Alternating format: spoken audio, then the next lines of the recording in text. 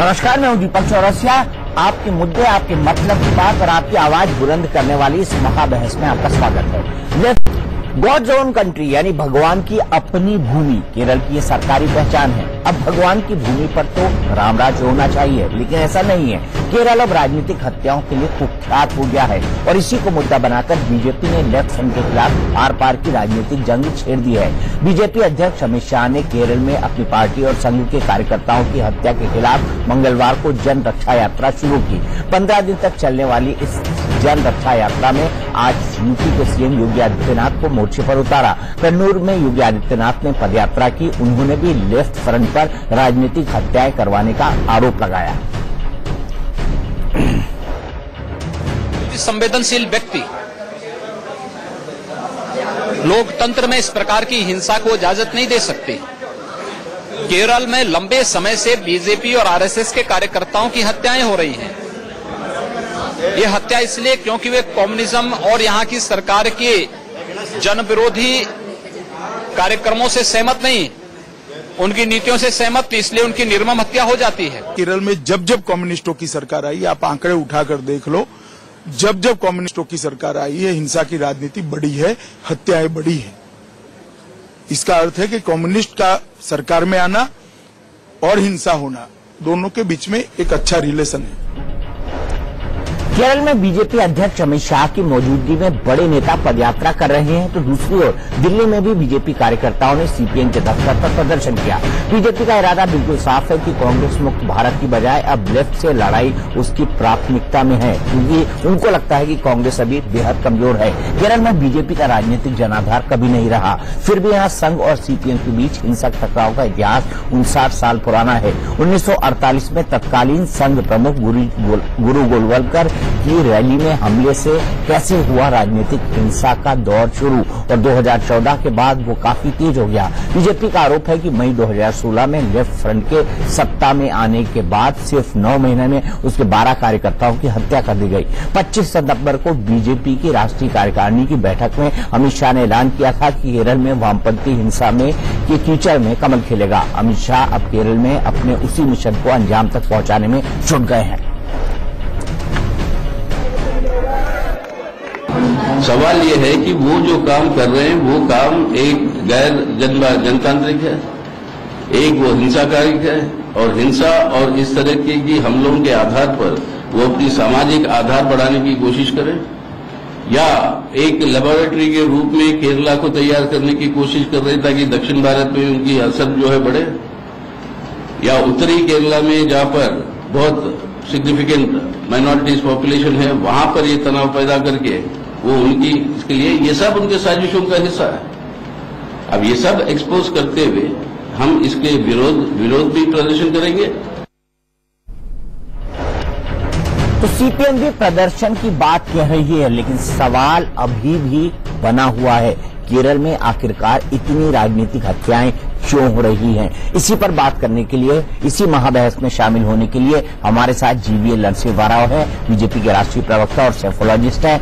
अमीर हैदर जैदी साहब हैं, जो कि सीपीआई के नेता हैं। पैगाम-ए इंसानियत के राष्ट्रीय अध्यक्ष हैं। संदीप महापात्रा हैं, आरएसएस के विचारक हैं, अधिवक्ता परिषद के महासचिव हैं। और एमडी नारायण हैं, वरिष्ठ पत्रकार हैं और द संडे गार्डियन के एडिटोरियल डायरेक्टर हैं। ये तमाम लोग हमारे साथ बहस करेंगे।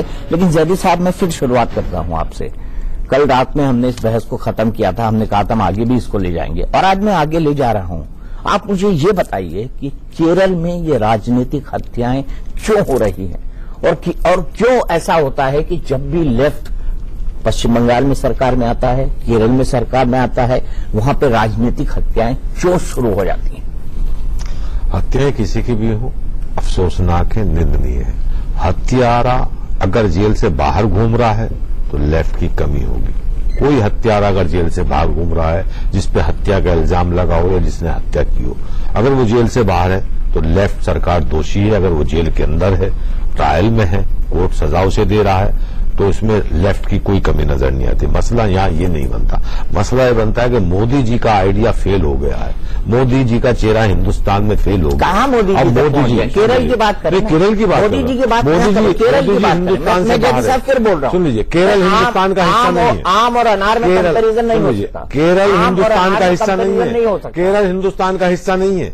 योगी क्या करने गए केरल आज? अगर योगी की बात नहीं करूंगा, नहीं योगी की बात करिए, योगी की आ रहा हूं, मोदी की भी करिए, मोदी की भी, लेकिन आप इस हत्या का जवाब मत दीजिए। आप इसका ये जवाब मत दीजिए कि अगर हत्यारे जेल में हैं तो कानून और व्यवस्था सरकार की जिम्मेदारी नहीं है। जिम्मेदारी है हत्याएं करवाना, क्या ये सरकार की जिम्मेदारी है? कौन करा? हत्याएं रोकना कौन सरकार की जिम्मेदारी? दीपक चौरसिया साहब, तसल्ली रखिए, सवाल करना आपका अधिकार है, जवाब देना मेरा भी हक बनता है। बिल्कुल, मेरा भी जवाब बिल्कुल हक बनता है। मोदी जी के नाम पर अब हिंदुस्तान में वोट नहीं मिलता, योगी जी का नया चेहरा लेके केरल जा रहे हैं, तो उनके नाम पे क्यों नहीं वोट मिल रहा है वो मैं बता देता हूं। आज भी मध्य प्रदेश के अंदर आज की न्यूज रिपोर्ट के मुताबिक वो किसानों को हवालात में बंद करके नंगा पीटा जाता है, ये इस देश का कानून व्यवस्था कह रही है। उत्तर प्रदेश के अंदर आज भी एक बीजेपी नेता की हत्या होती है सरेराह, ये उत्तर प्रदेश का कानून कहता है। कल बीएसपी के एक नेता की हत्या होती है उत्तर प्रदेश के अंदर, वो भी एक कानून कहता है, सर पे उसे दौड़ा दौड़ा के मारा जाता है।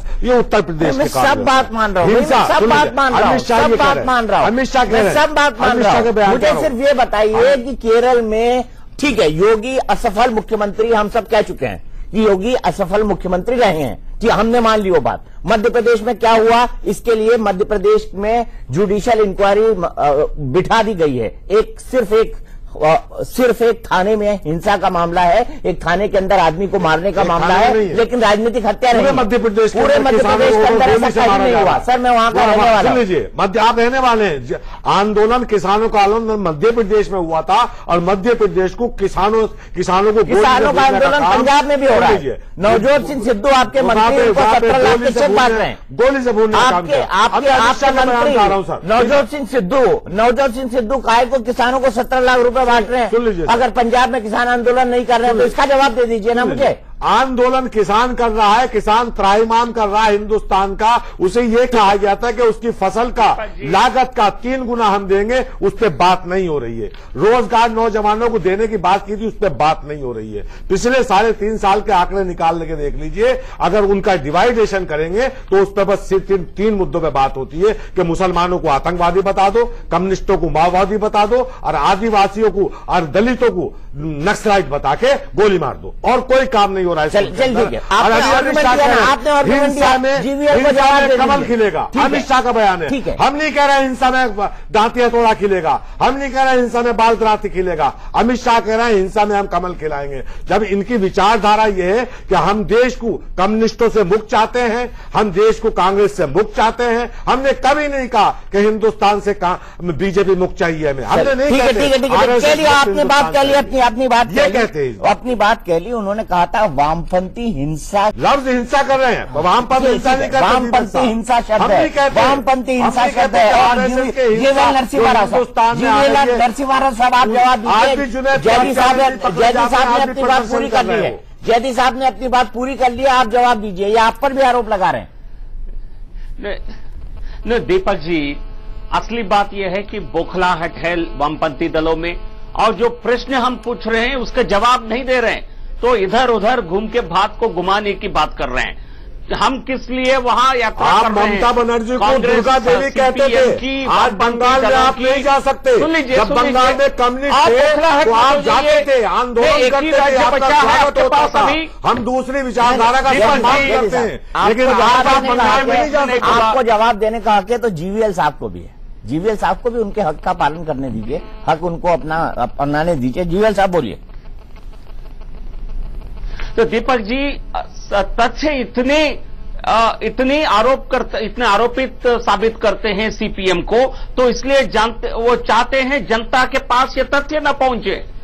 300 कार्यकर्ताओं को, हमारे कार्यकर्ताओं को अरे सर खत्म किया कई दशकों में, और पिछले 17 महीने में जब आप सत्ता में रहे, 14 आप तो सुन लीजिए, संवेदनशील नहीं जा सकता। जयदी साहब सुन तो लीजिए, बड़े वरिष्ठ आदमी, आपको बार बार मैं टोकूं, आप उनको टोकें, अच्छा नहीं लगता। जब पिछले साल से बात करें, जब सत्ता में आए, 14 14 हमारे कार्यकर्ताओं की इन्होंने हत्या किया है, और उसमें 7 केवल कन्नौज जिले में, जहां मुख्यमंत्री उनकी जो खुद की जिला है। और जो हमारे 120 लोग मारे गए 2001 से, उसमें 84 लोग केवल एक जिले में मारे गए, वो है पिनराई विजयन, उनके कन्नौज जिले में। और पिनराई विजयन को सीपीएम पार्टी इसलिए मुख्यमंत्री का पद देती है क्योंकि वो हत्या करने में वो महाकलाकार निकले। ये सारा जो वायलेंस है उसकी मुख्य स्ट्रैटेजिस्ट, मास्टरमाइंड पिनराई विजयन है, और वो गृह मंत्री भी है राज्य के। और जो कार्रवाई की जो दावा कर रहे हैं ये बिल्कुल झूठ है, क्योंकि पुलिस उनके कंट्रोल में है, तो किसी प्रकार की कार्रवाई नहीं होती है। जो 4-5 लोगों को अरेस्ट किया, राजेश के मामले में भी इन्वेस्टिगेशन ढंग से नहीं होता है, ये लोगों को छोड़ दिया जाता है। ये साजिश के तहत लोगों को मार करके अपने राजनीतिक रोटियां सेकना चाहते हैं। ठीक है, लेकिन वो राजनीति आप भी कर रहे हैं, ये भी मानिए, आप इस बात को मानिए। दोनों तरफ की बात करते हैं, वो राजनीति आप भी कर रहे हैं, वो राजनीति आप भी कर रहे हैं। पाकिस्तान की तरह झूठ बोलते हैं। नहीं, आप पाकिस्तान की तरह ये झूठ बोलते हैं, जैसा पाकिस्तान कहती है। अच्छा, हम आतंकवादी के शिकार हैं, जैसे झूठ बोलो पीछे पार्टी, भारत की झूठ बोलो पार्टी। ठीक है, आप झूठ बोलते हैं। जो आपके कार्यकर्ता जिसका हत्या का दावा करते हैं, उनमें कई लोग एक्सीडेंट में मारे गए। आपको मैं नाम सुनाकर एक विशेष जानकारी दे सकता हूं। एक्सीडेंट में मरता है, लोग एक्सीडेंट में मारे गए, जो कॉलेज के जो दंगों में मारे गए, मौत को तो हमारा अपना मत बताइए, देते हैं बहुत अपने कार्यकर्ता को मरवा देते हैं। अपराध है, कार्यकर्ता को सभ्य समाज में नहीं होना चाहिए। चलिए एक मिनट, मुझे नालापत साहब को जोड़ना है, मुझे नालापत साहब को जोड़ना है। जैदी साहब, आप इतने सीनियर आदमी हैं, आप अगर ऐसा करेंगे तो कैसे चलेगा? मैं फिर दिक्कत हो जाएगी, फिर मैं आपको आर्गुमेंट पेश करने लगूंगा तो फिर आपको दिक्कत हो जाएगी। नालापत जी, आप खुद केरल के रहने वाले हैं, अगर मैं गलत नहीं हूं तो, और यहाँ पर राजनीतिक हिंसा का इतिहास बेहद पुराना है। 1948 में सबसे पहले गुरु गोलवलकर पर अटैक हुआ। मैं ये जानना चाहता हूं कि संघ और बीजेपी का वहां पर कुछ भी नहीं है, लेकिन फिर भी संघ और लेफ्ट के बीच खूनी संघर्ष की दास्तां लगभग 70 साल पुरानी है। क्या ऐसा है वहां पर, क्यों वहां की विचारधारा एक खूनी विचारधारा बन गई? दीपक जी, करीब 20 साल से केरल में बहुत बड़ा बदलाव आ गया है। एक बड़ा बदलाव है कि रेडिकलाइजेशन तो बहुत बढ़ गया हुआ है वहां। तो मैं लेफ्ट पार्टीज को सच में कॉम्प्लीमेंट करना चाहता हूं कि उन लोग रेडिकल तो नहीं है, बट अनफॉर्चुनेटली कई पार्टी, रेडिकल पार्टी तो केरल में आ गया है। और इस रेडिकलाइजेशन जो है क्या हो गया, दूसरी बात यह है कि केरला में कम्युनल पार्टीज खोल के वो लोग सरकार में आते हैं। वो उदाहरण से मुस्लिम लीग जो है वो खोलकर बोलता है कि हम मुसलमान का पार्टी है बस। केरला कांग्रेस कहते हैं कि हम क्रिश्चियन का पार्टी है बस, और किसी का पार्टी नहीं है। तो ये तो क्या हो गया, ये जो communalisation of Kerala politics and जो हम कहते हैं इंस्टीट्यूशनलाइजेशन ऑफ कम्युनलाइजेशन, एक मुस्लिम ओनली पार्टी को मंत्री है, एक क्रिश्चियन ओनली पार्टी को मंत्री है, ऐसा एक सिचुएशन में केरला में बहुत बड़ा रिएक्शन हो गया है। इस रिएक्शन में कई लोग जो है, जो सीपीएम से अभी बीजेपी, आरएसएस को जा रहे हैं, तो ये तो सच में सीपीएम का अंदर थोड़ा तो बहुत बड़ा, बहुत चिंतित हो गया है। और इसलिए ये क्या हो रहा है, क्योंकि सीपीएम काडर कहते हैं कि अरे कल तक तो आप तो हमारे आदमी थे, आज आप तो आरएसएस हो गया, तो बहुत नाराज होता है। और उस नाराजगी में सच में बहुत कुछ हिंसा भी होता है, बहुत कुछ हिंसा होता है। आपने समझाया कि आखिरकार क्या है, लोग शिफ्ट हो रहे हैं। मैं आपसे सवाल दिला दूंगा, मुझे एक ब्रेक लेना पड़ेगा शायद, लेकिन मेरा सवाल आप पे रहेगा। आरएसएस और बीजेपी कम्युनल पार्टीज हैं, चलिए मान लिया कम्युनल पार्टीज हैं, लेकिन आपको केरला कांग्रेस जो क्रिश्चियंस की बात करती है, सिर्फ क्रिश्चियंस की, वो आपको कम्युनल नहीं लगती। मुस्लिम लीग जो सिर्फ मुसलमानों की बात करती है, वो आपको जैदी साहब कम्युनलिज्म का एग्जाम्पल नहीं लगती है। जवाब दीजिए क्यों?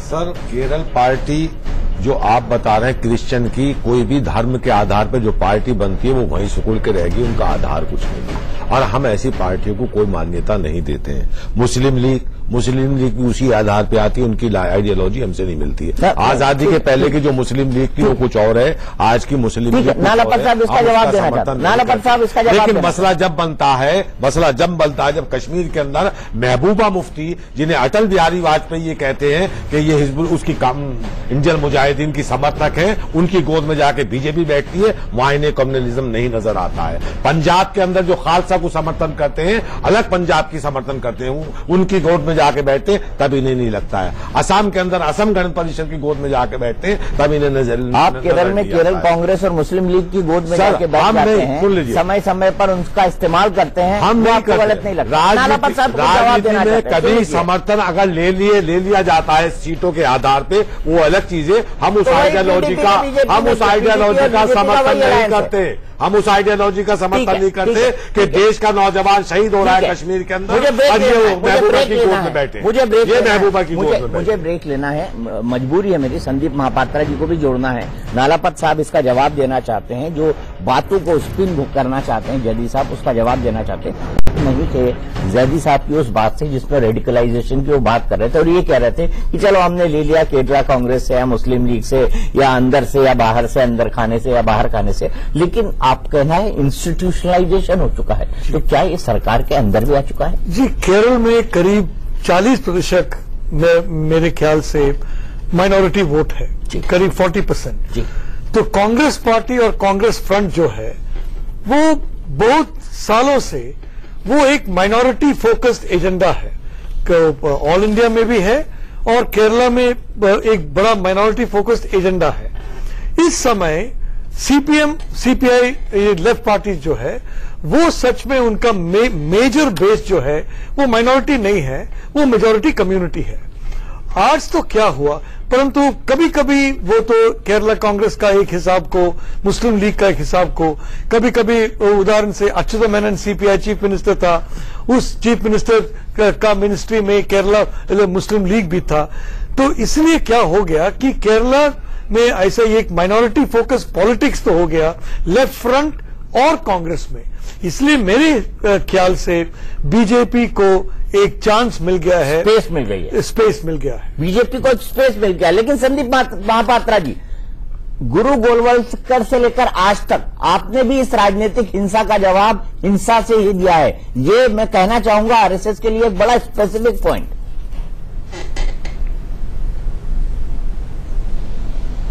एकदम गलत, सरासर गलत है दीपक जी। आप जिस विचारधारा की बात कर रहे हैं, कम्युनिस्ट विचारधारा, आप कहीं भी देखिए, वो स्टालिन ही क्यों ना हो, माओ क्यों ना हो, पोल पॉट ही क्यों ना हो, ये विचारधारा ही हिंसा से ही हिटलर के हिंसा में विश्वास करती है और हिंसा इनका माध्यम होता है समाज में परिवर्तन करने के लिए। यदि साहब आप चुप रहेंगे, आप कृपा करके चुप रहेंगे, आप चुप रहेंगे, आप बोल रहे थे, मैंने कुछ बोला है, आपकी उम्र का लिहाज कर रहा हूँ, आपकी उम्र का लिहाज कर रहा हूँ, आप चुप रहिए। क्या करोगे आप? यदि साहब आपकी उम्र का लिहाज कर रहा हूँ, चुप रहिए, आप उम्र का ख्याल रखिए और चुप रहिए, मेरी बात सुनिए, क्योंकि आपके यही मैं कहना चाहता था, सुन नहीं सकता। धर्म का चौथा टाइम क्या आता है? धर्म का चौथा टाइम क्या आता है? एग्जाम्पल है, ये किसी और को सुन नहीं सकता, और किसी और को सुन नहीं सकता, इसीलिए आप सब जगह से भगाए गए, इसीलिए आप से भगाए गए। केरल में जब सच्चाई लोगों के पास सामने आ रही है तो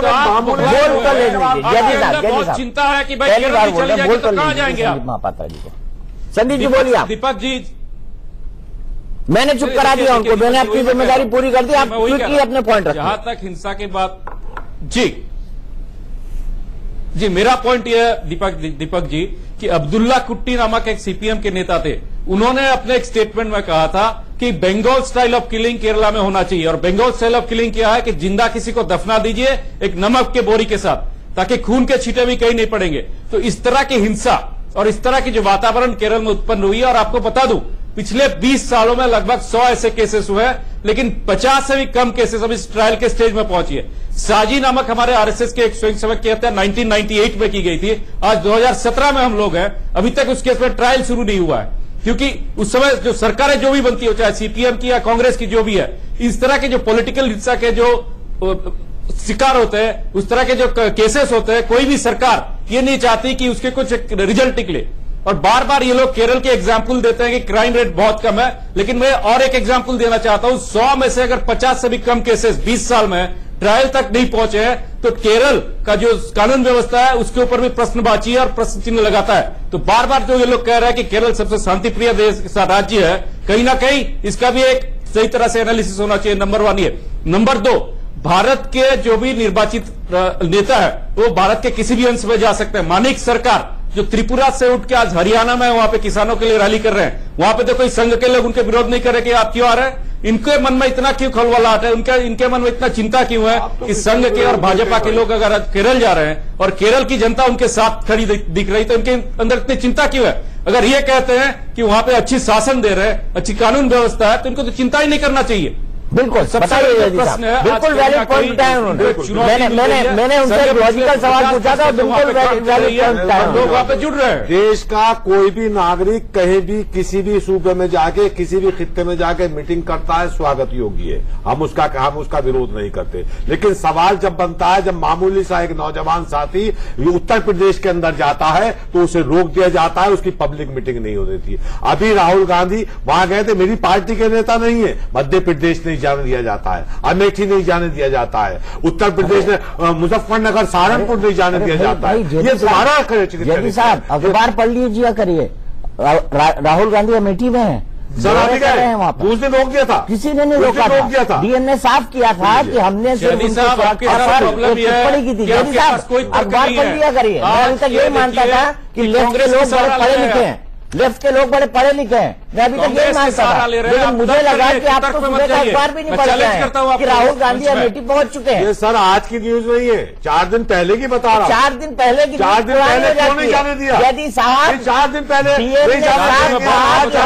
कभी नहीं रोका। डीएम ने साफ कहा कि हमने उनको कभी नहीं रोका, हमने सिर्फ सिक्योरिटी कंसर्न कभी नहीं रोका गया, कभी नहीं रोका गया। वो वहां पर गए, वो वहां पर गए, उनकी गिरफ्तारी हुई, ये क्या बात, उनकी गिरफ्तारी हुई वहां पे। जैदी साहब फैक्ट सही कर लीजिए। जैदी साहब अब इसकी बात कर रहे हैं।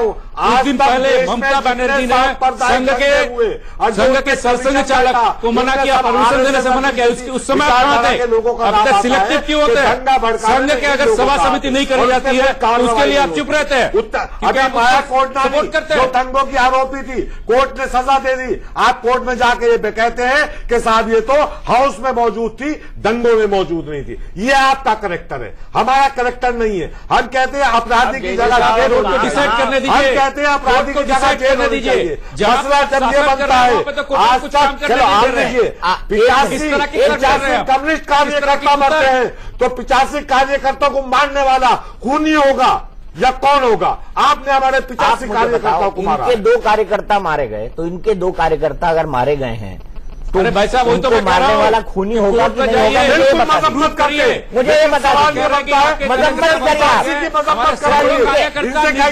मैं जीवीएल नरसिम्हा राव से पूछता हूँ, और मैं ये सवाल जीवीएल नरसिम्हा राव से पूछता हूँ। जीवीएल नरसिम्हा राव साहब, क्या आप राजनीतिक हत्याओं को कंडेम करते हैं या नहीं करते हैं, चाहे वो लेफ्ट की हो चाहे वो राइट की हो? दीपक जी, हर हत्या का राजनीतिक हो या गैर राजनीतिक हो, लोकतंत्र में किसी प्रकार की हिंसा के लिए जगह नहीं है। और राजनीतिक हिंसा का मैं इसलिए भर्त्सना करता हूं क्योंकि केरल जैसे राज्य में, जो पढ़ा लिखा राज्य है, जो डेवलपमेंट इंडिसेस में बहुत अच्छे तबाद पर है, ऐसे राज्य में आपकी जो विचारधारा है, जो हिंसा फैलाने वाली विचारधारा, इसको लेकर पूरे देश की जनता को चिंता होनी चाहिए। आज इसलिए हम आपको पूरे देश के सामने आपको एक्सपोज कर रहे हैं। आपके पास कोई जवाब नहीं है, इसलिए आप बात को घुमाते रहते हैं। मैं आपको एग्जाम्पल दे रहा हूं। एक प्रति माह एक हत्या होती है, सुन लीजिए, और हिंदुस्तान की आपके पूरी मुख्यमंत्री के अर्थव्यवस्था राज्य मध्य की में, तरफ जा रही है। मुख्यमंत्री के जिले में महंगाई से मध्य की तरफ जा रही है। ज्यादा हत्या ये केवल एक हिंदुस्तान जिला बता में रहा होता है। आज आरबीआई उसके लिए कोई जवाबदारी नहीं है। गिफ्ट भी नहीं मिलने जा रहा है। क्या कोई जवाबदेही नहीं है मुख्यमंत्री का? हिंदुस्तान का हाल आप कर चुके हैं। क्या मुख्यमंत्री का अभी के 2 मिनट दायित्व पहले नहीं है हिंसा को रोकना? मेरे को तो मालूम है कि लेफ्ट के लोग अगर गिफ्ट भी ले लेते हैं तो अपनी पार्टी को भेंट कर देते हैं।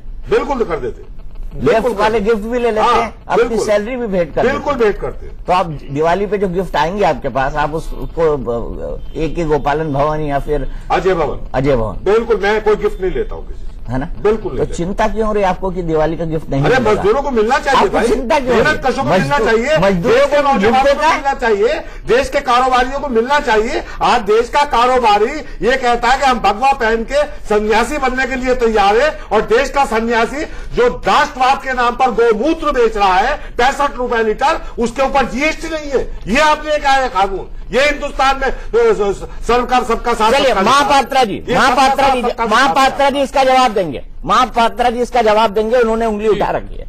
जी नहीं, जैदी साहब बार बार आदिवासियों की, ट्राइबल्स की बात कर रहे हैं। मैं उनसे ये पूछना चाहूंगा कि त्रिपुरा में आप ही की सरकार है, तो आज जो स्थिति वहां पे उत्पन्न हुई है, सीपीएम के कैडर्स और वहां के जो ट्राइबल फ्रंट है, उनके बीच आए दिन झड़प क्यों हो रहे हैं? आप आदिवासियों की, दलितों की आप बात करते हैं, आप अपने जो डिसीजन मेकिंग प्रोसेस है पॉलिट ब्यूरो में पिछले 7 वर्षों में कितने दलितों को आगे किया? आप ये बताइए कि कितने मुसलमानों के हित में आपने काम किया?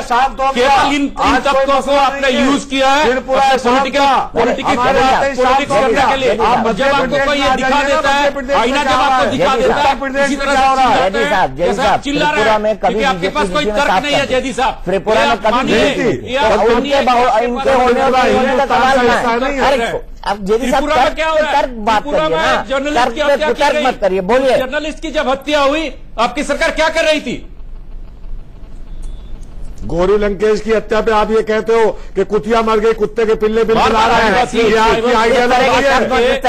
आइडियोलॉजी शब्द किसी ने इस्तेमाल नहीं किया, सर किए, और प्रधानमंत्री उन्हें फॉलो करते थे। किस तरह के आप ये आप शब्द मत करिए। आप क्षमा मांगिए, क्षमा मांगिए, आप क्षमा मांगिए। किस तरह की बात कर रहे हैं आप? आपसे सवाल नहीं रहता, आपको उम्र का लिहाज करिए। अब आपके पास अगर तर्क नहीं है तो आप उठ के चले जाइए। मतलब है भारत के इस तरह के शब्द प्रयोग मत करिए। तो आज इस धरातल से आप समाप्त होते जा रहे हैं, इसीलिए आपके मन में ये सब आ रहा है। कम्युनिस्ट का नाम आते ही आपके पसीने छूट जाते हैं, क्योंकि कम्युनिस्ट सत्य की राजनीति। भाई साहब, कम्युनिस्टों को मैंने हराया है, कम्युनिस्टों को आपके घर इसके कम्युनिस्टों को मैंने जेडी में बात करिए। महापात्रा जी जवाब दीजिए। मैंने हराया है जेडीयू में कम्युनिस्टों को। भाई साहब जी, कम्युनिस्ट जो मैं घबराता नहीं हूं, हमारे संगठन से कम्युनिस्ट घबराते हैं। सर आपका जो रेड बास्केट, अरे सुन लीजिए, रेड बास्केट आपके जेएनयू में मैंने हराया है कम्युनिस्टों को। आज तक तुमने जेएनयू में मैंने कम्युनिस्टों को हराया है। आप घबराने की क्या बात करते हैं? बल्कि आप लोग हमसे डिबेट करने से कितराते हैं। आप उन्हें पकड़ के जेल में डिबेट करने के लिए कुछ है ही नहीं, और ये सुझाता है। एक सवाल जिस तरह से चिल्ला रहे हैं, संदीप महापात्रा जी, मुझे एक सवाल जीवीएल से पूछना है, मुझे एक सवाल जीवीएल से पूछना है, लेकिन उससे पहले मैं इनको एक फैक्ट बताना चाहता हूं। इस पे कॉन्टेस्ट मत करिएगा, क्योंकि ये फैक्ट बिल्कुल ठीक है। पश्चिम बंगाल में वामपंथ को हिंसा के रास्ते पर ले जाने वाले नक्सलबाड़ी आंदोलन के दोनों नेता चारू मजूमदार और कानू सान्याल सीपीएम के थे। ये एक फैक्ट है जी, और ये इतिहास में लिखा हुआ है। तो ये मत बोलना कि ये झूठ है और मैं झूठ बोल रहा हूँ। लेकिन मैं अब नरसिम्हा राव जी से पूछ रहा हूँ कि नरसिम्हा राव जी, इस हिंसा का आप राजनीतिक इस्तेमाल क्यों कर रहे हैं? सर ये भी एक फैक्ट तो सुन लीजिए, इसका मैं जवाब दे दूं एक लेवल। ये भी एक फैक्ट है, ममता बनर्जी नक्सलवाद से और बीजेपी के सहयोग से सत्ता में आई है। हमारा नक्सलवाद ने कभी समर्थन नहीं किया। तो चारू सान्याल, चारू मजूमदार, कानू सान्याल पहले हमें मार देंगे। मुझे ये बताइए ना, ये चारू मजूमदार और कानू सान्याल क्यों? सर हो सुन लीजिए, मैं मुझे ये बता दीजिए, चलिए ये बता दीजिए, आप लेफ्ट के हैं ना, सीपीआई और सीपीएम क्यों अलग हुए? मुझे ये बता दीजिए, यही समझा दीजिए ना देश को। देखिए सुन लीजिए, देश को मैं समझा दूंगा। उन्होंने एक गलत स्टैंड लिया था, हमने उनसे आइडियोलॉजी से डिफर किया, हम अलग हो गए, वो अलग हो गए। बड़ी अच्छी। अब सुन लीजिए, उन्हें तय करना है कि उन्होंने उन्होंने 62 में चाइना का समर्थन क्यों किया था। हम देशवादी हैं, हम चाहते हैं कहीं भी विस्तारवादी नीति का हम विरोध करते हैं, चाहे किसी की भी हो, चाइना हो या कोई हो। हम विस्तारवादी नीति के मुखालिफ हैं। किसी भी मुल्क में एक दूसरे का हस्तक्षेप गजब है। अब चाइना की बात कर रहे हैं, रूस की बात कर रहे हैं, जर्मनी की बात कर रहे हैं, इटली की बात कर रहे हैं, लेकिन आप केरल की बात नहीं कर रहे हैं। मैं केरल की कर रहा हूं। आप केरल की बात नहीं कर रहे। Germany, Italy, Hitler, Russia, China सब पहुंच गए आप, पर आपने केरल की बात नहीं। हम केरल में उस देश की बात नहीं की जिसे भगवान की खुद की कंट्री कहा जाता है। सर, भगवान की कंट्री तो पूरा मुल्क है, हमारा पूरा मुल्क भगवान की कंट्री है। किसी लेफ्ट के आदमी ने भगवान को तो माना। चलिए मैं आपको इस बात के लिए साधुवाद देता हूं कि आप भगवान तो मानते हैं, पूरी कंट्री भगवान का नहीं आप लोग धर्म को तो जहर मानते हैं ना। आप लोग धर्म को जहर मानते हैं, आप लोग धर्म को जहर मानते हैं, आप लोग धर्म को जहर मानते हैं। आखिरी सवाल जीवीएल नरसिम्हा राव साहब, आप हिंसा की राजनीति, एक मिनट, मैं संदीप महापात्रा जी, मैंने आपको बहुत वक्त दिया है और जयदी साहब को कई बार टोका भी, आपको टोकने पर मुझे सिर्फ जीवीएल साहब से आखिरी सवाल पूछना है, उतना ही वक्त बचा है। जीवीएल साहब क्विकली आप मुझे बताइए, आप भी इस हिंसा की राजनीति को मुद्दा बनाकर अपनी राजनीतिक रोटियां नहीं सेक रहे हैं क्या? दीपक जी, हम एक राजनीतिक दल है, तो जब हमारे कार्यकर्ताओं के खिलाफ उनके प्रति इस प्रकार का व्यवहार किया जाता है, उनको कत्ल के घाट पर उतारा जाता है, क्या राजनीतिक दल का यह अधिकार नहीं है जनता की अदालत में हम इस विषय को लेके जाएं और जनता के बीच सीपीएम की असली चेहरा को जनता के सामने प्रस्तुत करें? एक कार्यकर्ता का सर काटा जाता है, किसी एक कार्यकर्ता का हाथ काटा जाता है और किसी दलित कार्यकर्ता का बॉडी पर 70-72 घाव किया जाता है। कल उत्तर प्रदेश में इस प्रकार की हिंसा केवल तालिबान करते हैं। आज पिनराई विजयन और सीपीएम, उसका जवाब आप दे दीजिए। तालिबानी हुकूमत चला रही है केरल में। अब तालिबान, आप बताइए ना, परिवर्तन करने आए थे, आप देश में नई राजनीति लेने आए थे, ये करने आए थे कि जहां आपकी सरकार है, हरियाणा की आलोचना होना जरूरी है, तो इसलिए हम जनता वो आपके अकाउंट में नहीं लिखी जाती है। असली चेहरे को प्रस्तुत अरे पापा की गर्लफ्रेंड आपसे नहीं पकड़ी जाती, और क्या करोगे आप? कम नहीं निकले और मुल्क आपसे क्या संभलेगा? जवाब दीजिए नरसिम्हा राव। आप क्या कर रहे हैं? अब पूरे देश जानता है। आज बात कर रहे हैं आप तालिबानी चेहरा पिनराई विजयन आज तालिबानी चेहरे को लेकर के केरल में राज कर रहे हैं, सत्ता चला रहे हैं। इसकी हम ये तालिबान, आईएसआई, लश्कर, ये सब हमारे राजनीतिक अधिकार है। हमसे तो ये दूर भागते हैं, वो भी धर्म की राजनीति करते हैं। बड़ी अच्छी बात। धर्म की राजनीति चलते मेरे पास 30 सेकंड बचे हैं। कल आपने बात कही थी कि अमित शाह की, पाकिस्तान की तरह झूठ बोलना बंद करिए। एक मिनट, झूठ बोलो पार्टी आपकी है। आप अपनी नरसिम्हा राव, झूठ बोलो पार्टी आपकी है।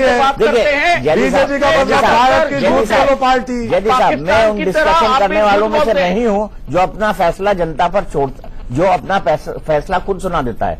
ना मैं जज हूं, मैं सिर्फ एक पत्रकार हूं जो सवाल पूछ सकता है। मैं आपको एक सवाल का जवाब देना चाहता हूं फैक्ट के साथ, और वो सवाल जो कल आपने उठाया था कि पिनराई विजयन हमारे पाक साफ है, ये उनका फॉर्म 26 है जो उन्होंने 100 रुपए के स्टैंप पेपर पर लिखा है। ये 10 केसेस उन पर हैं, ये हाईलाइटर से मार्क्ड है। ये 10 केसेस हैं, ये हाईलाइटर से मार्क्ड है, ठीक है, ये 10 केसेस। ये पिनराई विजयन का फोटो देख सकते हैं आप, ये ठीक है। और आपने अमित शाह की बात करी थी, अमित शाह का जो भी मामला रहा हो, लेकिन मैं आपको अमित शाह का हलफनामा भी दिलाता हूं, गुजराती में लिखा हुआ है। मेरे जो गुजराती एक्सपर्ट है उन्होंने इसका तर्जुमा पेश किया है। वो ये कह रहे हैं कि उनके खिलाफ एक भी केस नहीं है। ये आप पूर्व की राजनीति नहीं, आज की राजनीति अगर आप करेंगे तो बेहतर होगा। और बेहतर यही है कि आज की तारीख में आप सिर्फ इतना विचार कर लें कि आपके कितने सांसद हैं और बीजेपी के कितने सांसद हैं, और आपकी विचारधारा कितने देशों में है, और उनकी विचारधारा जो सिर्फ एक वसुधैव कुटुंबकम की बात करती है। मैं तर्क दे रहा हूं, सिर्फ मैं किसी की ना बड़ाई कर रहा हूं ना किसी की बुराई कर रहा हूं। आपकी विचारधारा, अभी आपने एक शब्द इस्तेमाल किया, तर्जुमा, समझ गए? मैंने कल एक शब्द इस्तेमाल कर दिया था कहीं टीवी डिबेट में बैठ के, मजम्मत।